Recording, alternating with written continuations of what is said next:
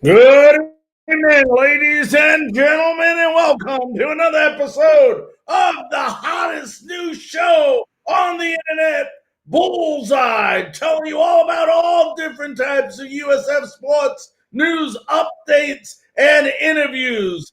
And we got another great show in store for you this evening. As I fix this up real quick.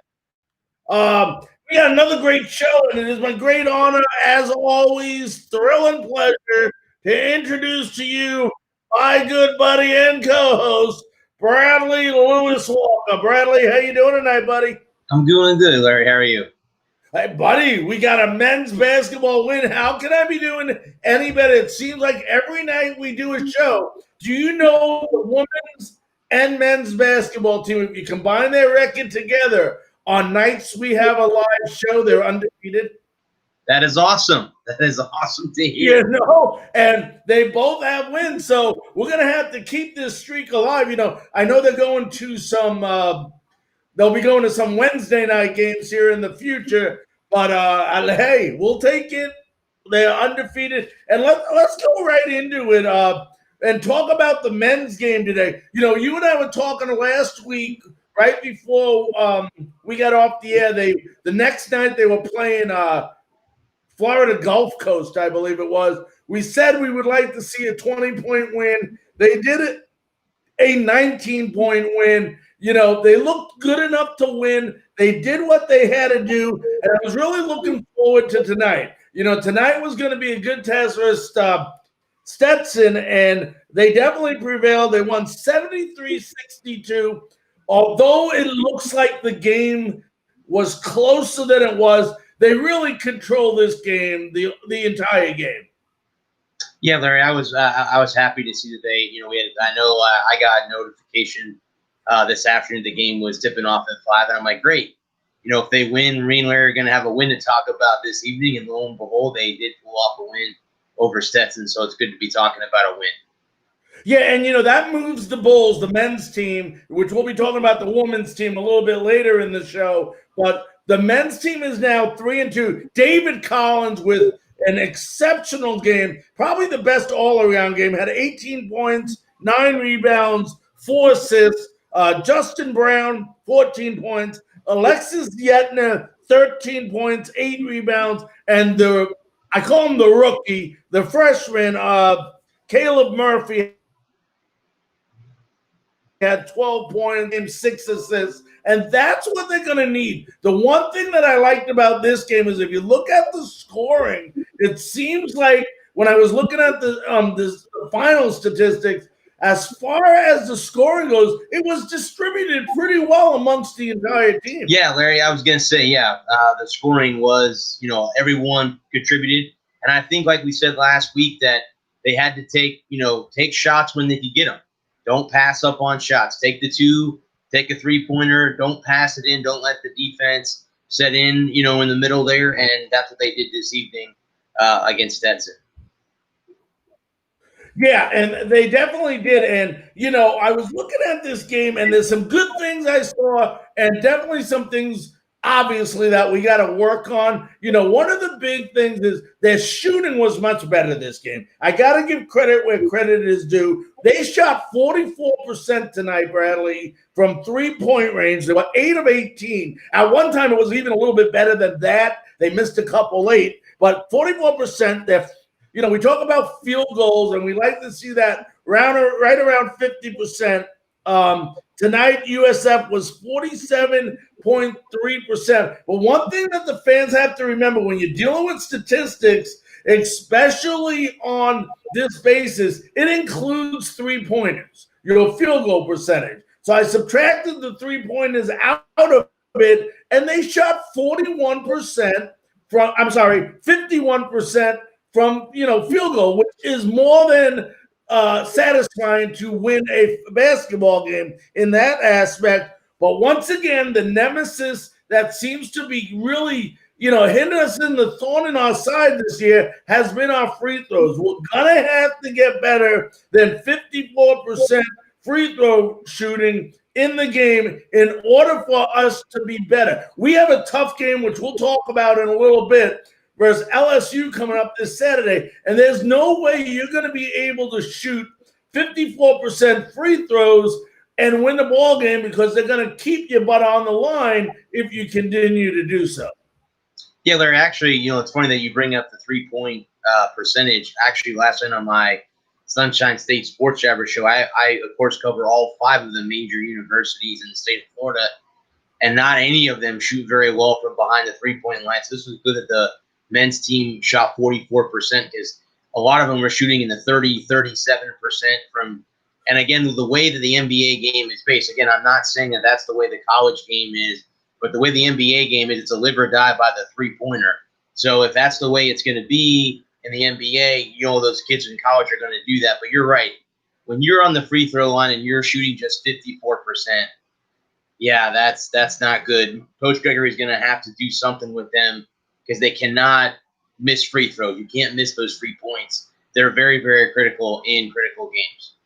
Yeah, and they definitely out-rebounded this team tonight. You could see who was the more, the team with the more size. Definitely was USF. They out-rebounded them 47-27. But the one guy that's still, and, I'm not trying to be negative about him, and I'm looking, we're all rooting for him. Alexis Yetner just doesn't seem like he's a physical enough ball player for me, at least for me. I'm sure for Coach Brian Gregory, he fills the need that Coach wants. But, when I look inside, I want some physical guys who can pound the boards and pound inside, pick up a couple of fouls. It's okay, because you're showing that physicality in there. And when I look at this team, I think that's the big thing besides free throw shooting that they're lacking. If you look at this team, the 2 big men is Alexis Yetner, as we know, who scored 13 today, had 8 rebounds. But the other thing about Alexis Yetner is,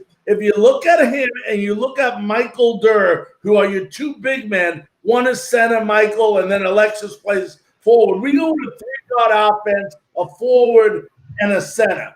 But if you look at our big men, the one thing that would, if I was Coach Gregory, and I said, what's the one thing that concerns me about my big men? When you look at the column that says assists, they have 1 assist combined in 5 games this year. That means both of them, and that is Alexis Yetner last game, which means that when they get the ball inside, very rarely do they push that ball back to the outside for possibly an open 3. And I'll tell you right now, I would rather see someone like Murphy or Alexis Yetner, who is actually 60% on the year at the 3-point range area now and does very well there, take that shot, because if you go inside, that's the other thing.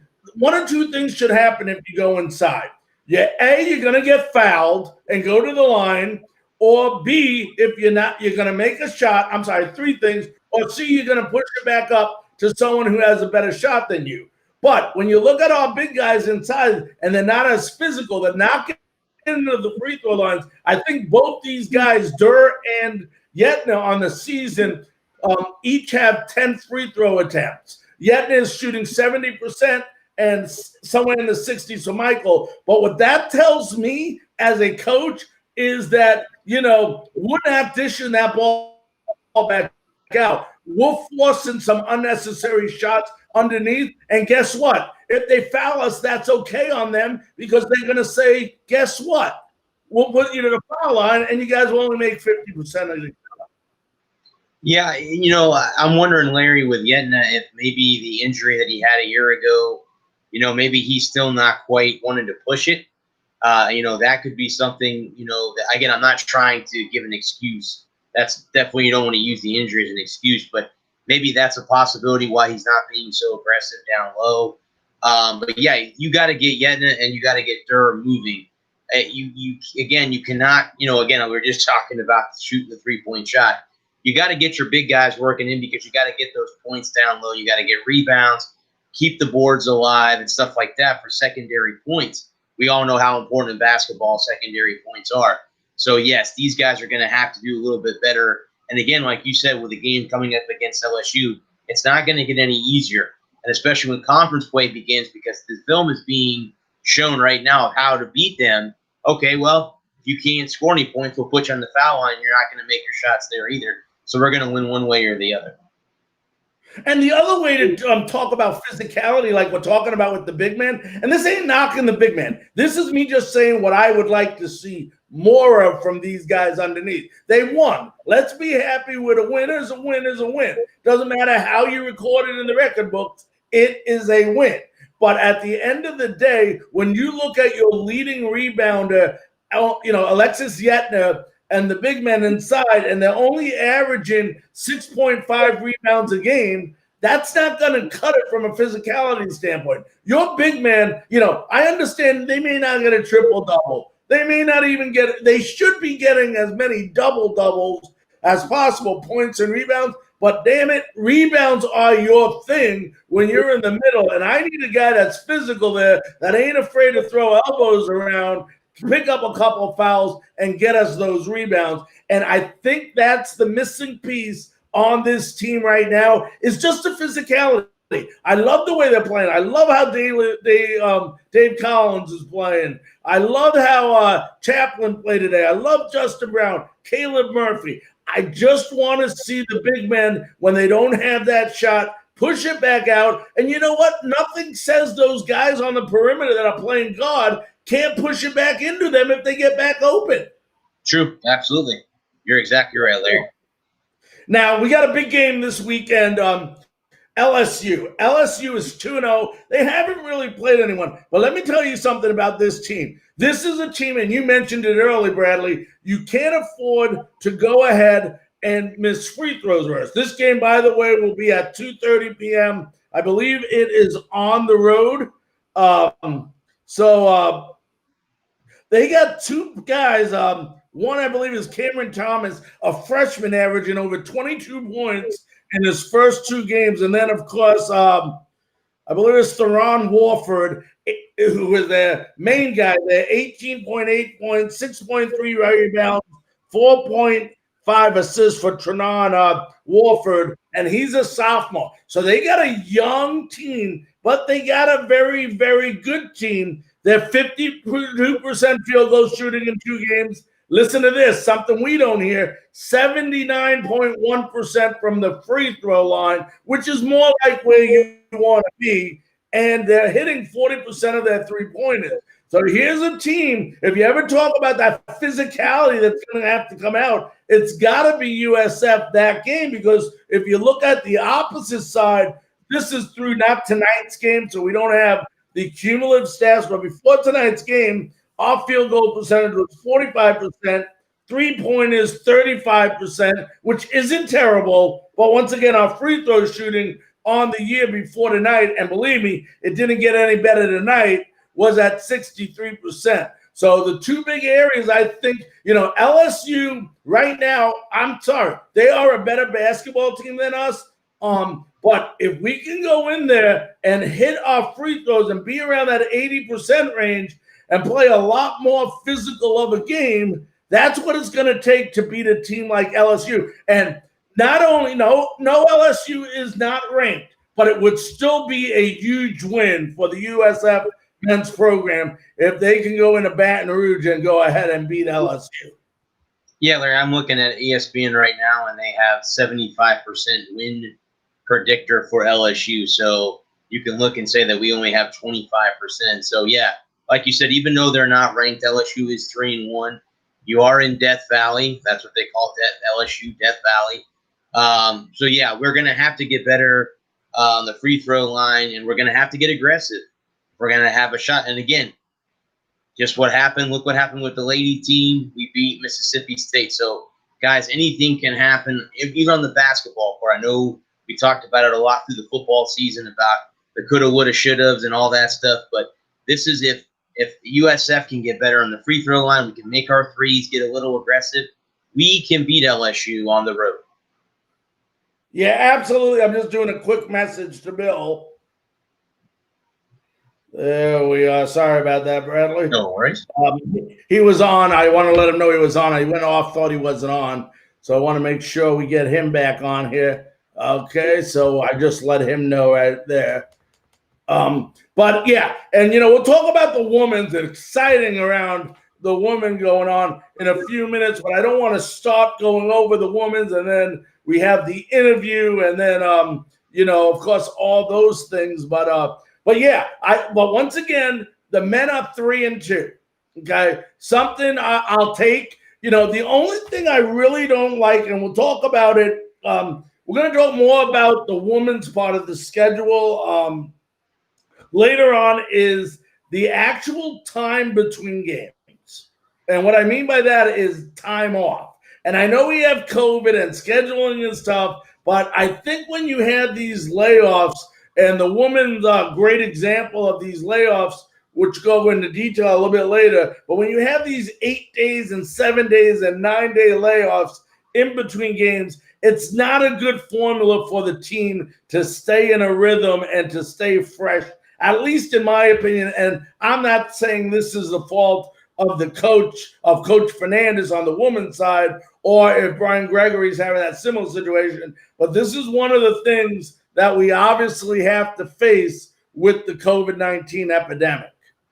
Yeah, again, and I mean that's the quick thing about it is, when you have 4 or 5 or even 6 days in between games, it's hard to stay fresh. Again, you can practice, but that's not gameplay. And we all know in any sport, when you have that long layoff, it's tough to get back into, game ready, game shape is what they call it. Yeah. Yeah, and for those of you watching right now on several different platforms, I know we're on Facebook, I know we're on YouTube Live, I know on several USF platforms, on Facebook, on Twitter. Do me a favor. It'll take you 1 second. Hit the share button. Hit the share button. Let as many, different people that that are, especially that are USF fans, that's what we're all about. Let us know that, and let them know that we're here. We have a great interview coming up momentarily as soon as Bill gets back on with us. Once again, he was on with us, but he kicked off thinking he was not on. So I did go ahead and text him to let him know. I'm waiting for a response back. So let's see that he gets back with us here. So if you see me doing this, that's what I'm doing. I told him 9:20. It's 9:19. So he may have went off and might be coming back on. So hopefully we'll get Bill back on momentarily with us. Like I said, after Bill comes on, we will go ahead. We will talk about the women's team because I know it's going to happen as soon as we begin talking about the women's team. Bill's going to join us. And then we're not going to get to finish it. And then we're going to have half of our thought process before the interview. So we'll give him another couple of minutes. Why we got, of course, Bradley on. It's always a good time to ask Bradley. Bradley, a couple of quick bits that I've heard some rumblings through the USF football program that a couple of players might not be back next year. We already know about Johnny Ford. What was the latest that you were hearing on, was it St. Felix that he may not be coming back? Yeah, I heard St. Felix and Terrence Horn both were not going to could possibly not be coming back. I want to say, Larry, that with Felix, he was a redshirt senior. So I don't know what his status is as far as eligibility, if he was to enter the portal. And Terrence Horn, I believe, was a freshman, but he got hurt. So I don't know what his status is either. Horn tore his ACL. So I got to see Terrence Horn return 2 kickoffs against Georgia Tech the first year I got to cover USF football in the same game. He returned it 97 yards the first time and 92 yards the second time, and almost had a third return. But yeah, it would be sad to see those 2 guys go, but sometimes it's a blessing in disguise when you have guys disappear, and maybe it just gives an opportunity to the guys that Coach Scott needs to be in those positions for next season, as we hope that it gets better than it was this year with only 1 win. All right, let me tell Bill that we just need his camera to be on. That's all. Just Oh, real quick, Larry, too. I want to thank Mr. Tony Greer. I got his book the other day. I want to thank him if he's watching. Thank you, Tony, for the book. I appreciate it. yeah, you know what? I was just about to do that myself. Take a look at this, buddy. Yeah, I can do that too. Hang on just a second. There we go. Yeah. And I'm looking forward to reading it. It looks like a great, great book. I believe Bill. There's Bill. Okay. Let's go ahead and, ladies and gentlemen, I see Bill over there. Let's go ahead and bring Bill Lear on right now. Well, we got Bill on two different ones. So, Bill, which one do you want to use? Which computer? Are they both working? Are they both? I got you on both of them on now. my phone and an iPad. All right, I got you on both. Which one do you prefer? One has Connie's name and one has your name. All right, we got you. We got you. There we go. All right, ladies and gentlemen, it is my great honor, thrill, and most of all pleasure to introduce to you the first USF individual, listen to this, to ever get a scholarship at the University of South Florida. Well, let's welcome in Bill Lear. Bill, how you doing tonight? Pretty good. Pretty good. How are you guys doing? Good, good. We're doing great. First of all, I want to thank you very, very much, for coming on our show today. The goal of our show, both, I'm writing your name here for a minute so I could get that in there. There we go. There we go. Now I got your name up there. But Bill, why don't you talk to folks? I know you were kind of surprised when I asked you to come on, and you're not the first one necessarily that I've had on that said that. One of the things we do, we put a lot of former USF basketball, baseball, football, whatever sport it might be, we love to have on our show, the people that pretty much paved the way for the rest of it. Why did you seem pretty surprised when I went ahead, got in touch with you and said, Bill, we'd love to have you on our show. We do a USF show. Well, I've been back to a lot of games in the last few years, and I hadn't had a chance to watch this again. So when somebody wanted to talk to me, kind of surprised me. It has been a long time ago since I've been there. Yeah, and I'm going to tell you a couple of things. First of all, let's go back to the year 1970. Okay, you're from Indiana, and Indiana is known obviously for college basketball. I mean, out of all the schools you could have picked from, maybe even in Indiana, Division II, Division I, whatever it might be, what gave you the thought process of coming to the University of South Florida? Well, to be quite honest with you, I had a chance to go to Maryland. I had a chance to go to Butler, and I had a chance to go to Bradley, but none of those places had warm weather. Yeah, I can understand that. And at that time also, I had an uncle that lived in Maitland, Florida, so I had some family close by. Now, Bill, when you went ahead and got the scholarship to go to the University of South Florida, did you at that time in 1970, 71, did you know that you were at that time going to be the first scholarship ever for USF? Well, they told me when I signed the papers that I was the very first one. I mean, that's got to be a thrill. When you look back now, and what has it been, 70, 50 years pretty much right now from the time you signed that scholarship, it's got to be amazing when you look how far the program has come since day one when you were with them.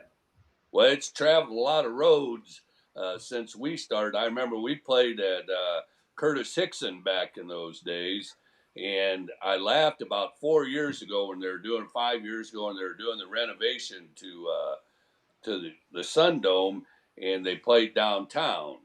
And all the guys at that time told me that when they had a game, they went down the night before. They all stayed in the hotel, had team practice, team everything. And I remember back in those days, we had to get ourselves to the game.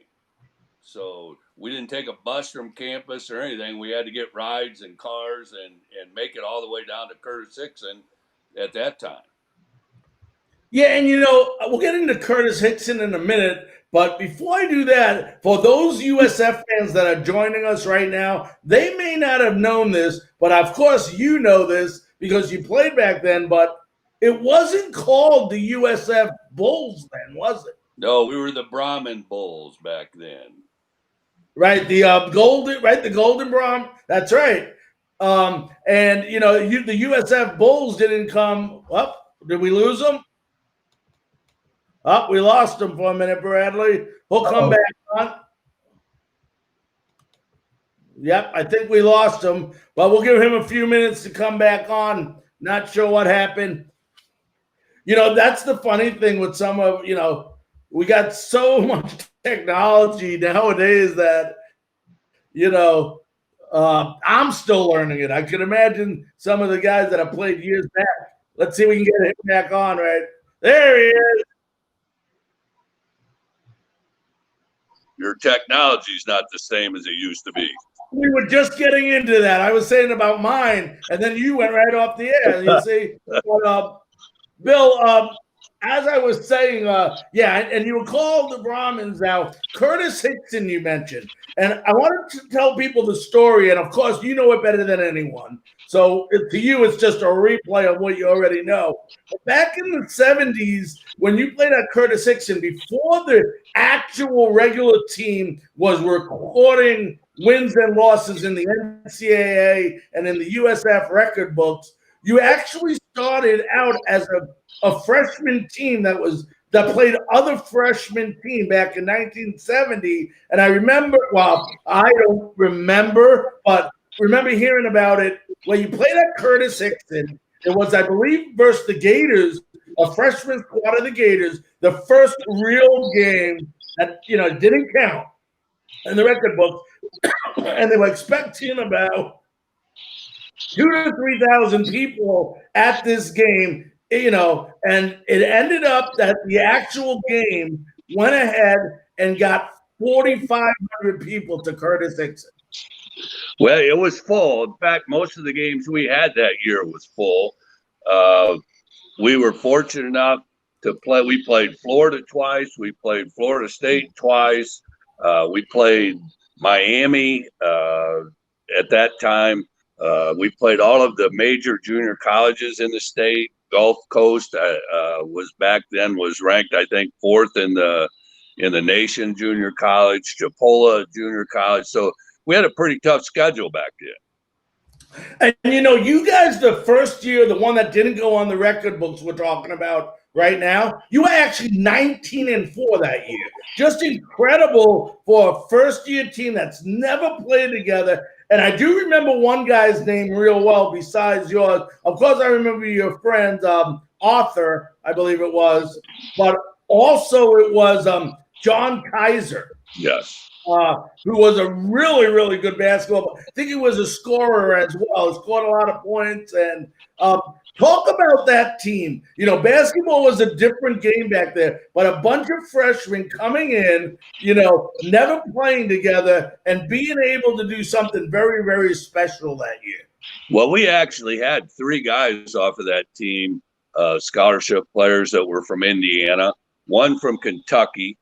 John Kaiser was from Indiana. Tommy Davis was from Indiana. Rob Manier was from Louisville, Kentucky. Arthur Jones was from Mulberry. And we all got to campus at the same time. And, we had no other players there. It was just the five of us. And then they added several other players to make up the team. Gary Stauderman, Bob Froman, Corton Parks was another integral part of the team, and we just built from there. So we didn't have seniors and juniors and sophomores to mess with us. So we were all on our own, and basically we played every day, and we all just got together and we all became good friends, and things just kind of ballooned from there. And I keep telling all these old guys, they ought to be glad they don't have our scoring records in the books for them to look at today, right. Because we averaged close to 100 points a game that year. Yes, you did. And I remember the first one, I forget the name of the team. It's a very not a popular name. Well, your first win, your first home win or something? You scored 100 points in that year. I think No, it it was against Florida. I can't remember. It wasn't 100, but shortly after that, we scored 100 points 13 games in a row. I do remember that. So now let me ask you this. Against Gulf Coast Junior College, we scored 152 points in that game. Just incredible. Now, that first game you ever played, and I'm going back to that night, 45,000 people. You're playing the game. 4,500. I'm sorry, what did I say? 45 people? 45,000. I wish. 4,500 people. Let me ask you this. You scored 21 points that night in that game. What was the celebration? Because here's a city now that didn't have a basketball team, maybe University of Tampa, but, here's USF. They come out, they win. I mean, what was the atmosphere around the entire college like when you guys got that win? Well, nobody expected us to beat Florida. Nobody did. I'm not sure we even expected to beat them, but we came out and were able to get the win. We actually beat them twice that year. We beat them twice and beat Florida State twice. So it was a good year for us, but we got along so well together, and we just kind of meshed, and it just worked out really good. And I think the people that came to the games, everybody likes to see a lot of scoring, so we were able to give that to them. It's a good thing they didn't want to see a lot of defense, but the scoring was right up there with any good teams. Now, who were some of the players back then I'm talking about that you played against, Bill? Because I know you played against quite a few players that had to go to the NBA with some of the schools you did end up playing. Who were some of the big name players back then? Oh, boy, I'll tell you. Now you're really testing me. But obviously, Tony Miller from Florida was one of the Olympic team finalists. He was all SEC. Tony was also from Indiana, and he and I are friends.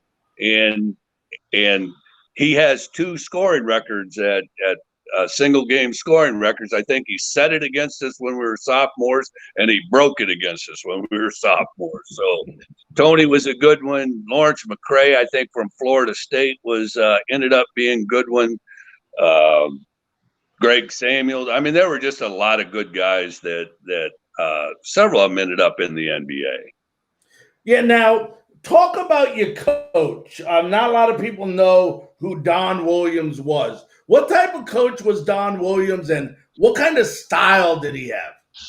Well, Coach Williams was a very quiet, reserved kind of guy, and he was a great person and a great guy. He came here. He was actually, I think, the head basketball coach at Chamberlain High School in Tampa, and then went into the college ranks. I think the Millikan College in Illinois, I believe, before he came back to Tampa.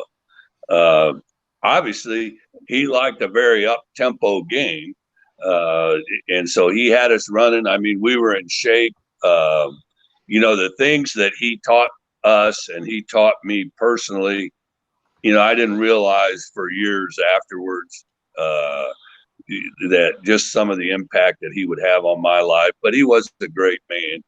Very quiet. It's a good thing they had Bob Shiver next to him, because he's the one that did all the yelling.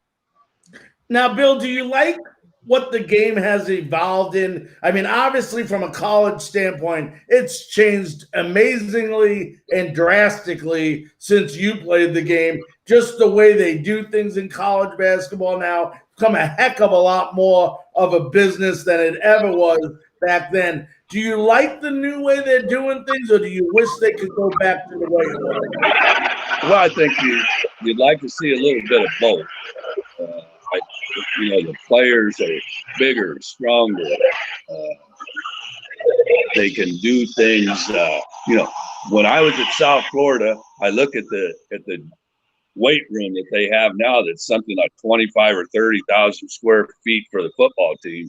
The entire school had one universal gym, which was that circuit trainer that was about 8 foot square. Was the only weights we had back then. I think the players, like I said, I think they're bigger, stronger. I would like to see him be able to shoot better. I'd like to see him be able to, when we played, there were no 3-pointers and you couldn't dunk. That's how long ago that was. And now I see players that are very adept at taking the ball to the basket and strong and get up there, but they can't hit a shot outside of 12 feet. So I'd like to see him be able to handle the ball a little bit better. I'd like to see him have some of the things that we did, but it certainly is a fun game to watch these days also. I mean, our team now at South Florida just got finished watching them here just a little bit ago. Yep. I think Coach Gregory is doing one heck of a job with them. It's the first time I can remember in a long time we've actually had a senior class, a junior class, a sophomore class, and some freshmen that are all playing. And I think that's a compliment to him and the way the program's going, because you have to have, everybody wants the one and dones, but I think in our situation, we need to build a program and we need to get it to where we've got classes going up through and players. We have the Murphy kid this year that's I think if he keeps going is going to be able to do some things we haven't seen for a long time here. And not saying that he's a special player, I think. But we'll see how it goes with him. Yeah, I think he's Caleb Murphy, very special player. Great with the ball, great at giving it up, getting it inside. Yeah, he's going to be a very special player for the next 4 years. Let me ask you this. What is your thought process? I always like to ask the individuals that were around before we even got into this topic, this question. But what is your philosophy on these college athletes today or people saying that they should be paid? Well, that's an interesting question. I got to be honest with you. If the NCAA and the school is making a lot of money off these kids' likenesses and the way these kids do, I know they have scholarships, I know they have things, but the schools are able to do things of these kids. You have a winning program. The donors get more interested. And I think if the school is making money off the kids' likenesses and jerseys and that, there should be some form of remuneration to them in some fashion. How that is, there are a lot smarter people than me to figure it out. But with basketball scholarships, you can't go out and make any money like anyone else can. You can't. There's a lot of restrictions to it. So just give them the chance to do things that other students on scholarships can do. And Bill, this might be a weird question before I let Bradley jump in here and ask a couple questions. Do you think too much pressure being put on NCAA coaches today that, I don't think there's any reason or excuse for anybody to cheat at all in any profession, but it seems like we hear more and more lately about whether it's with Nike, Adidas, and all these big companies wanting to get involved, and these coaches are getting in trouble for cheating. Is there too much pressure on these coaches to succeed, or is it just that they're making stupid decisions? Well, I don't have any time for anyone that cheats. I think there's some big name coaches out there. You're never going to convince me that a head coach loses so much control over his program that he doesn't know what's happening with the players in his locker room. Correct. So you get some of these big name coaches who are saying they didn't know what was going on, they didn't do it, and all of a sudden you hear phone calls, phone this. NCAA basketball will be here long after these coaches. But if the NCAA is not going to do anything to them, then maybe they need to revamp the NCAA a little bit. Yeah, absolutely. Bradley, why don't you go ahead and jump in? I know you got a couple questions for Bill. Yeah, Bill, was there any particular team that you wanted to beat during your playing days?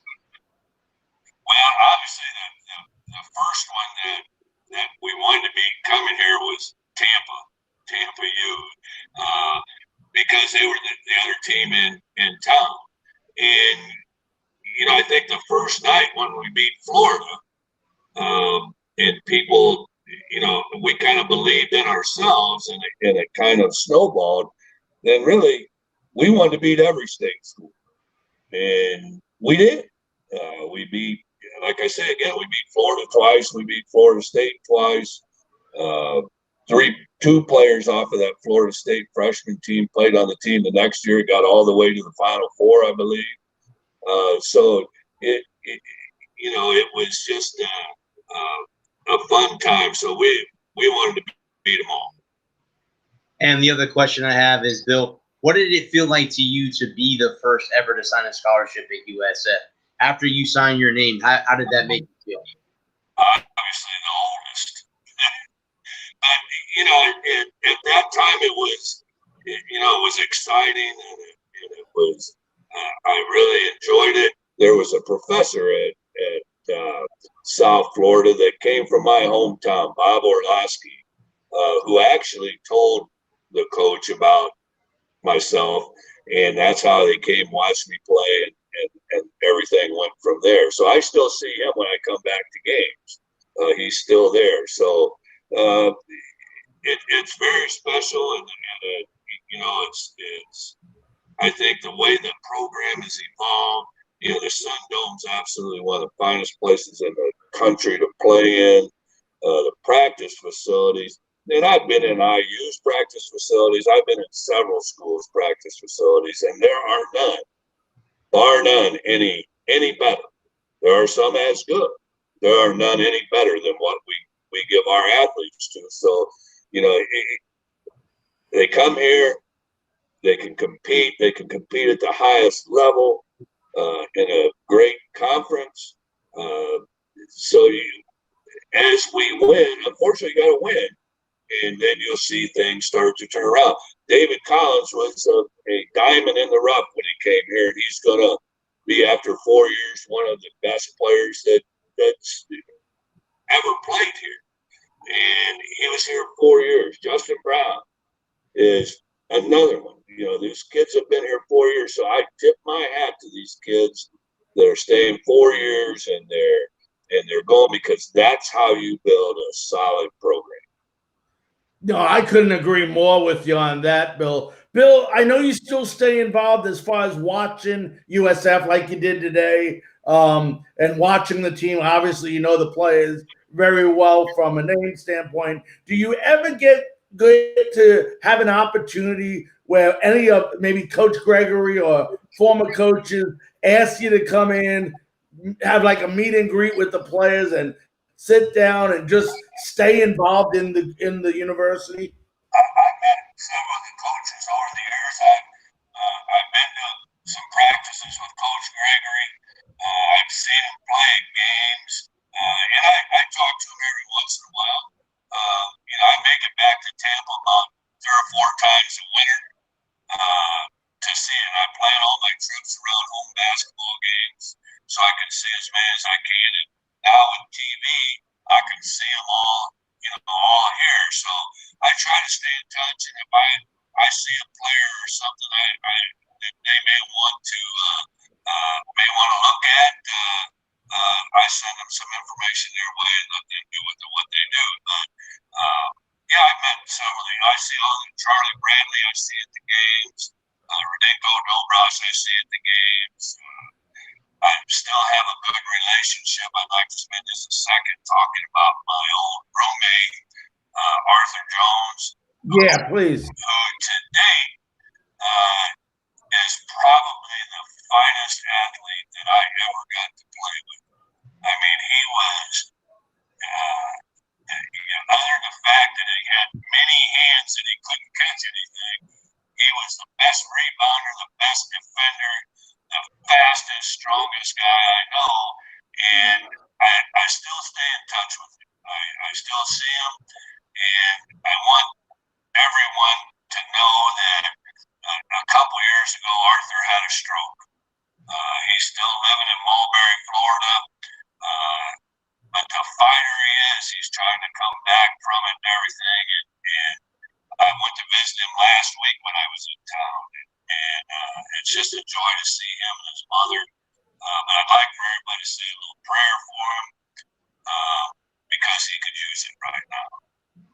No, definitely will do that. Before I let you run, Bill, got to ask you one last question. For us, it's a big game this weekend. We play LSU, the men's basketball team. We're 3-2 this year. You know the guys. We've been watching them this year. What do you think we need to do to go into Baton Rouge and come in and prevail there? We have to play. Obviously, you're talking about an SEC school, so they're tried and true and have a long history. I think maybe a little bit early in the season for us to take a crack at them. But if we play our best game, we've got some tools to stay with them. Yatna's one of the best players in the country, but he's 3 games into being out of here. Caleb Murphy, I think, is a great player, but he's a freshman.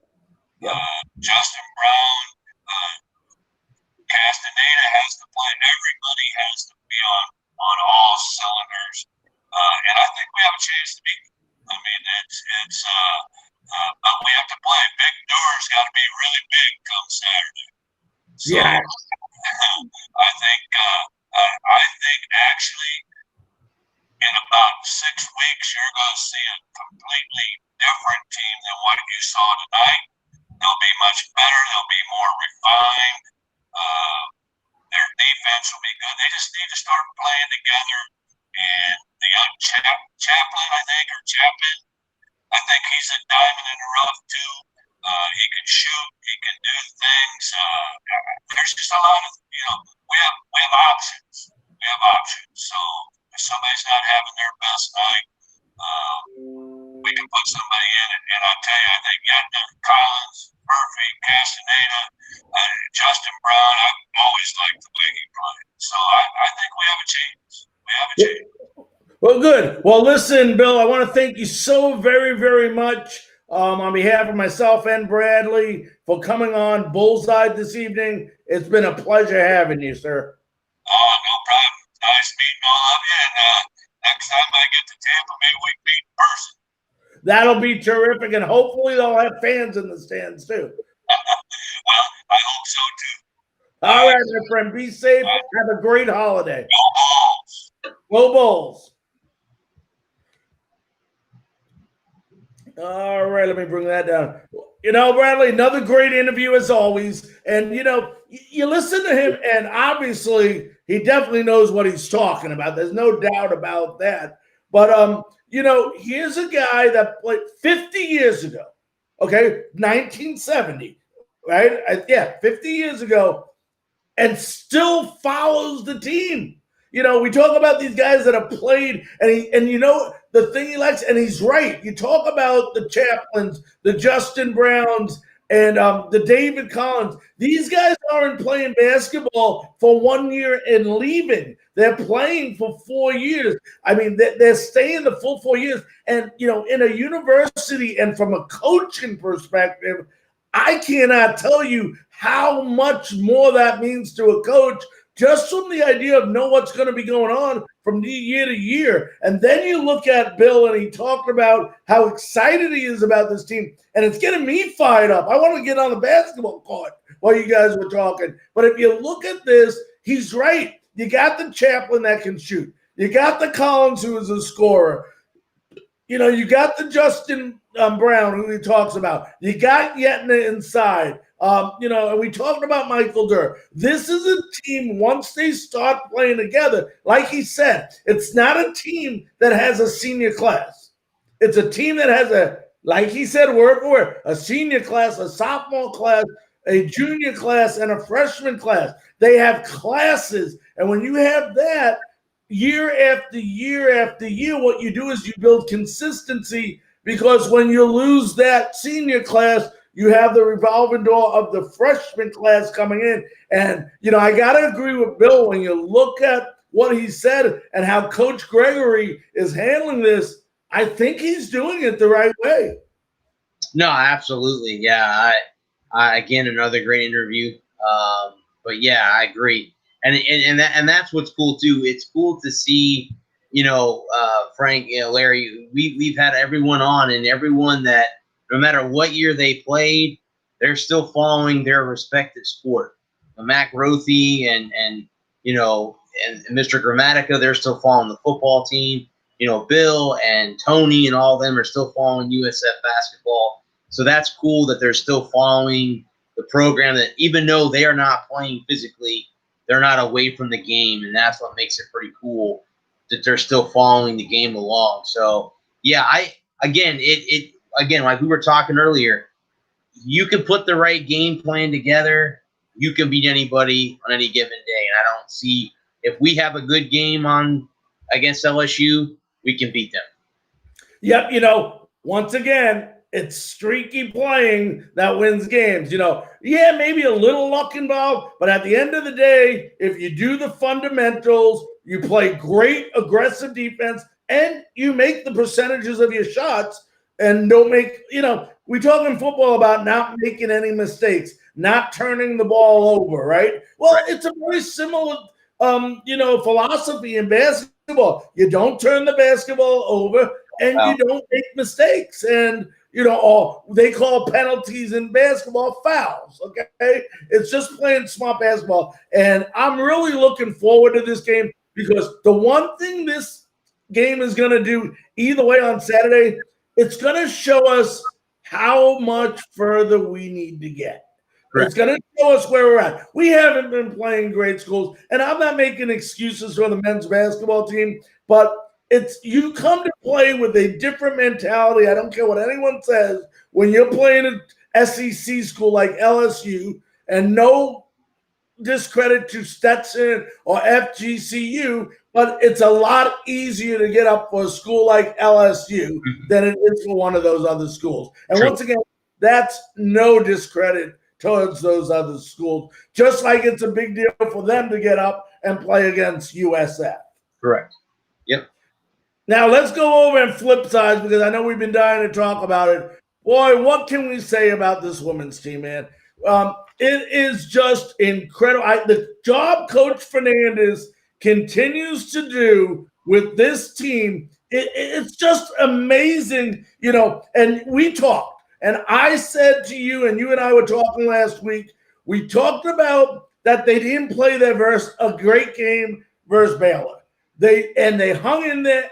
They played tough enough to take them to the brink of losing that game, Baylor. And we said it, if they come out and play a similar style game, or even a little bit better, they're going to beat Mississippi State. And what happened? They came out, a lot of people out there surprised they beat Mississippi State, but the two guys that are in front of the camera right now talking to each other, you and I, weren't as surprised as everybody else, were we?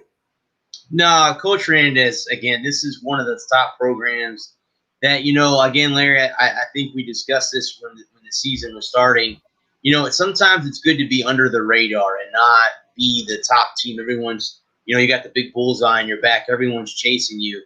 This USF women's basketball team, they are the best. I think they're the best team in the conference, in the American.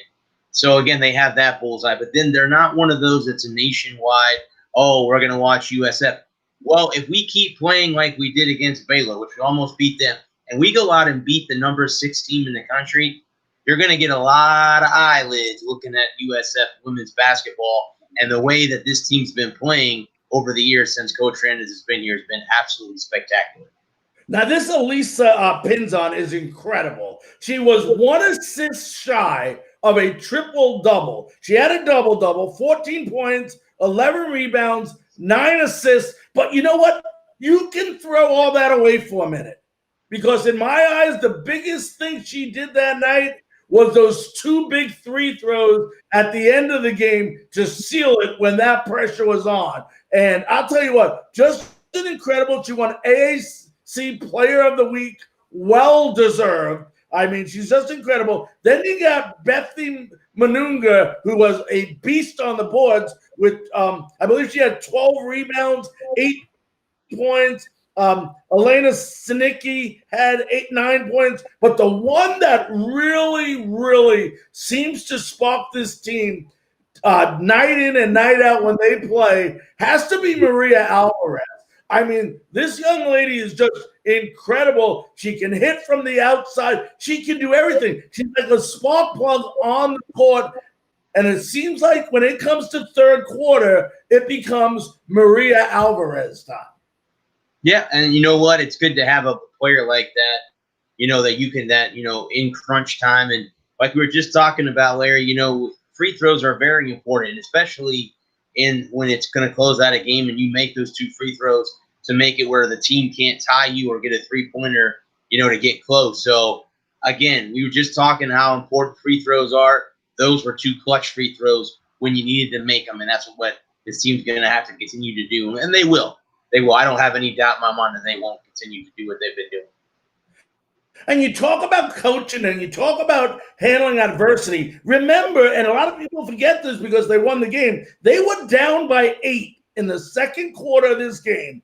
And in that quarter, they go 1 of 7 for 14.3% from three-pointer in that quarter. They actually did not play well, but then they came back, they put it together, and I'll tell you what, the ball moving, they had 15 assists. 15 assists tell me in this game that they're moving the ball around. They're getting it inside. They're pushing it back out. They're looking for, and the one thing I noticed with the style of Coach Fernandez around that perimeter, it's not one person shooting. They're looking for the open person, whether it was Henry, whether it was Pinzan, whether it was Alvarez, whoever it might be, they're looking for the open shot. And when you look at the stats in that game, I mean, they only shot 31.5% from the field, but that's a misleading number because they attempted 33-point shots, okay, and only made 6 of them, okay. So when you take that factor into a lot of those shots, they live and die by the 3-point of this team. And in this game, they only made 6 of them, but they still managed to find a way to win. And, I can't say enough about what they've done to come back in this game. And their next game, and we talked about it, isn't until Stetson on the 13th at 2 p.m. And, this team, played their tough games. Now we start season next week. I believe we start season on the 16th at Memphis, and then we play Houston after that. So, these are some conference games coming up. Love to see us get started quickly in the conference and ease through conference play.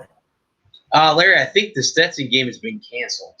I think I just thought it was too, but they still have it as going on my – because on ESPN it's got it canceled, so I don't know if something's going on, but on ESPN.com it says canceled, so I don't know. Okay, then it's still canceled. You're right there. Yeah, the next game they have would be on December 16th at 3 o'clock, and that's a conference game against the Tigers on the road. So, yeah. Also, too, Larry, about the Mississippi State game, they forced 21 turnovers. So you're playing good defense if you have 21 turnovers, you caught Mississippi. So that's, there you go, too. You win big, you win or die by the 3-point ball where you make sure that you get them to turn the ball over, take those possessions away from them, and that's what's going to help you win a lot of games. And that was an aggressive style defense. I watched that game, and they were right on those players. They mixed it up very well with those players, and I thought, they did everything they needed to do to win that game. And I guarantee you, if we had Coach Fernandez on right now, he would probably look at us and say they could have played better. He would say they could have played better. And that's great coaching. You know what? He's right. But you know what?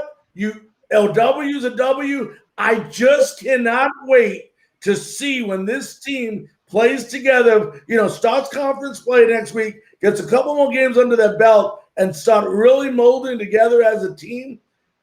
I'm sorry, but I'm not sorry, but I find it hard to believe that they're going to be beatable. Well, and just like Bill just said recently with the men's team, this team's not going to be the same what you see 2 or 3 weeks from now.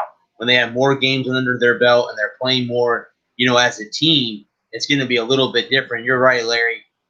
They may not be able to be beat once the train gets rolling. the Lady Bulls will be a tough team to beat.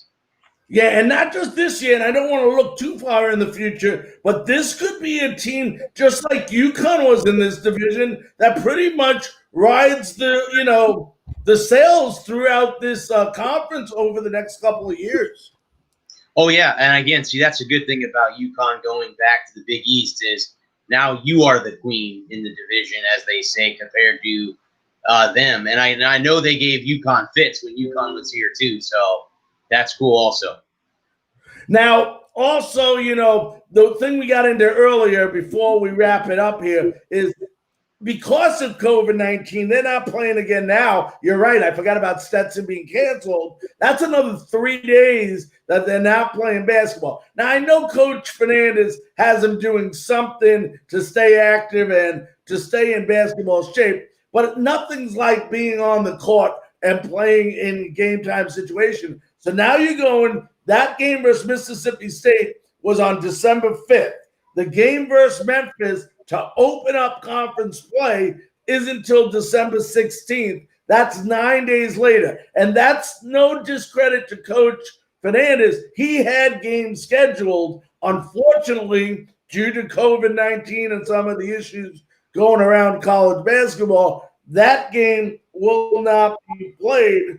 And then you got a couple of them. You got Cincinnati on the 22nd, then another game not till the 30th, 8 days later versus Tulsa. Then you get one on January 6th versus Wichita State, and you don't play Tulane again until the 13th. So I'm not a big fan. And once again, it's nobody's fault here, but of these long stretches and that's why I say it's going to take a little time to get that rhythm in sync because you're not playing that consecutively. It used to be you play every 3 or 4 nights, 2, 3, 4 nights, however the schedule would work out. Now waiting these 8 days, 9 days, 8 days, that's in a 3-week period. That's a lot of time off not being on the court, getting that rhythm in point.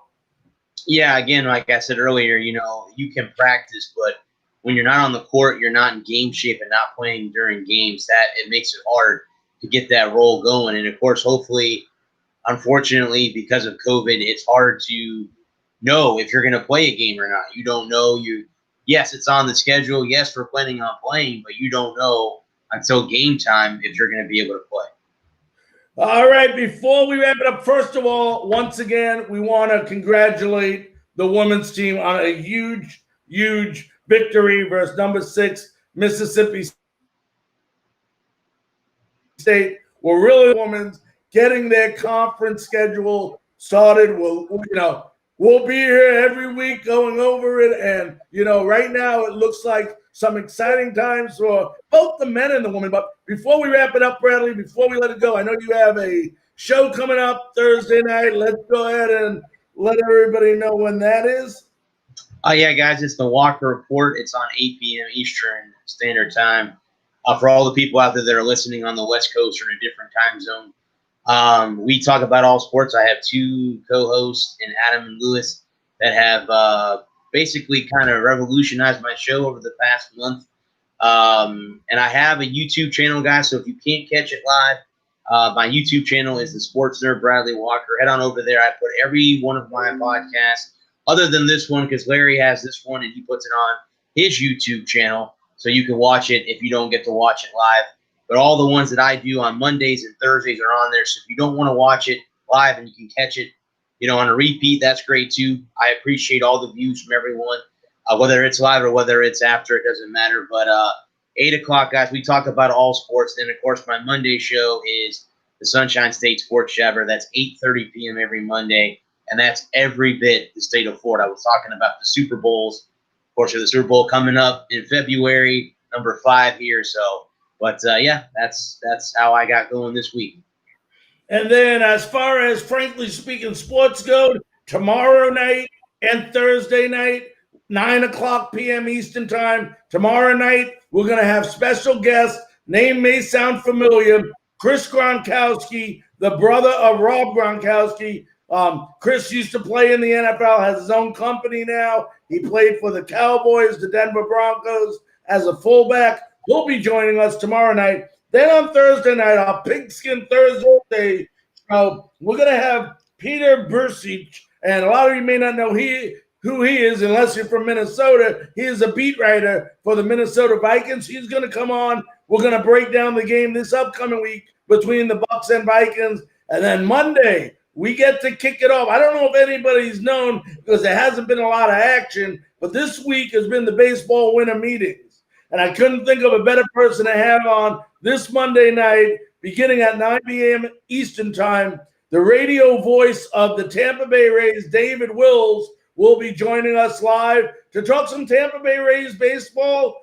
If they made any moves, we'll talk about that. And we'll also talk about the upcoming season and what we can expect. The only way we go further this year is if we win the World Series. So we'll talk to David about that. Otherwise, on behalf of both of us, Bradley, I want to thank Bill Lear for coming on. What a great interview. Like Bradley said, if you didn't, you're obviously watching it now if you hear me, but you might be listening to me on a tape recording. If you do, Bradley and I would, of course, appreciate it if you share it to your timeline, share it to your friends. But all replays of Bullseye can be watched on Frankly Speaking Sports on the Facebook group, YouTube, which is Frankly Speaking Sports, and as well on Twitter at Larry Frankus. So a lot of different places you can watch a lot of these shows and plus other shows as well. I'm sure on Bradley's shows, not only can you watch one day show, you can watch the other shows as well. So lots and lots of sports right here. You don't need to go anywhere else. You got both of us.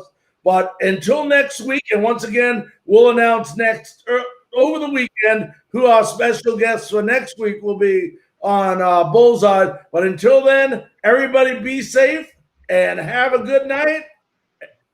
And horns